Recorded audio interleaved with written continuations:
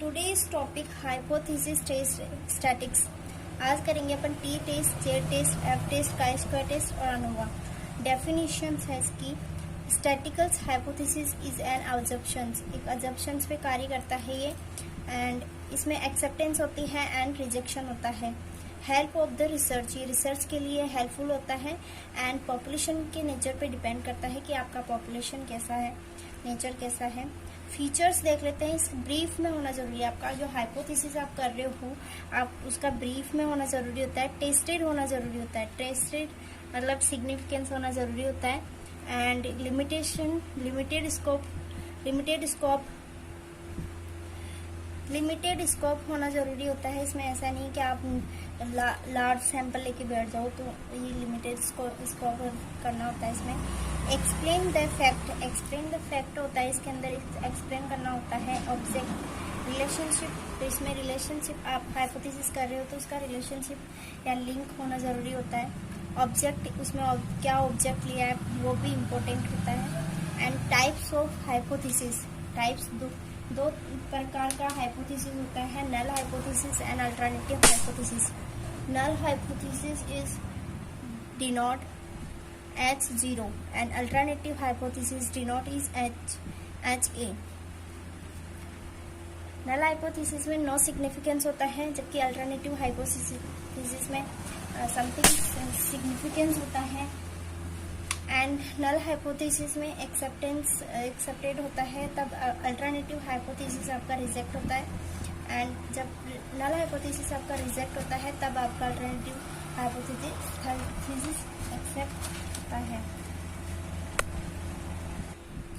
Next T test. T test को student test भी कहते हैं। ये स्मॉल सैंपल टेस्ट पे डिपेंड करता है। It was the developed by William Gosset and it is the also called is student test. इसको स्टूडेंट टेस्ट के नाम से भी जाना जाता है। नॉर्मल डिस्ट्रीब्यूशंस होता है इसका minimum 30 size, and degree of freedom is v is equals to n-1। Population variance are unknown होता है, and correlation coefficient in population is 0।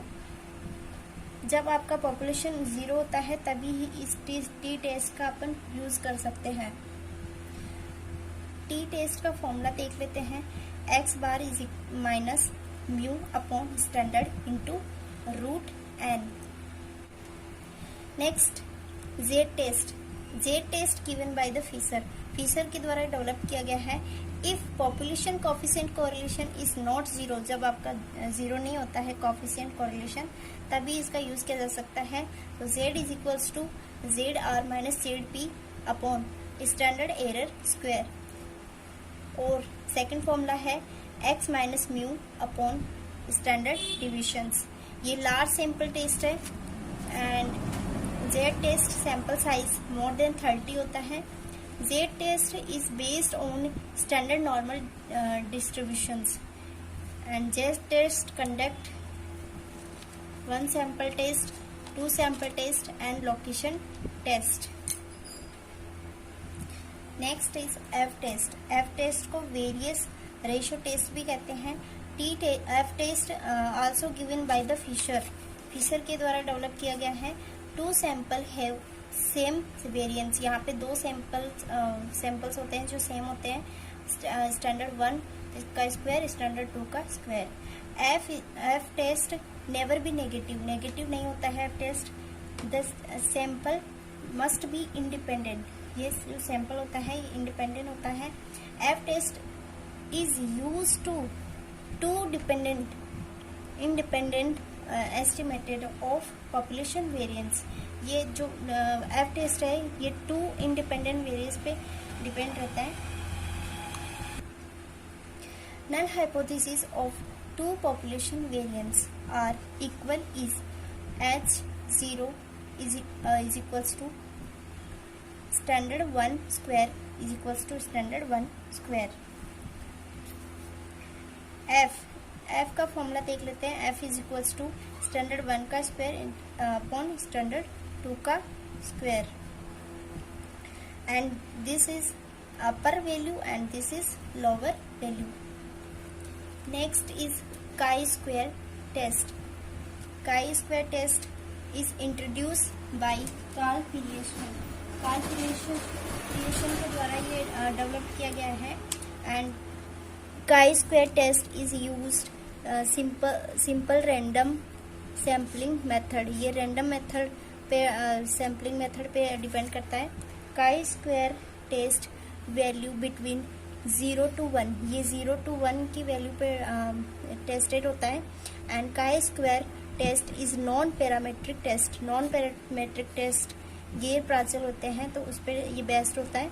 And total frequency मतलब सिंपल साइज इसकी होती है वो लार्ज होती है, वो 50. और सैंपल आर इंडिपेंडेंट होते हैं.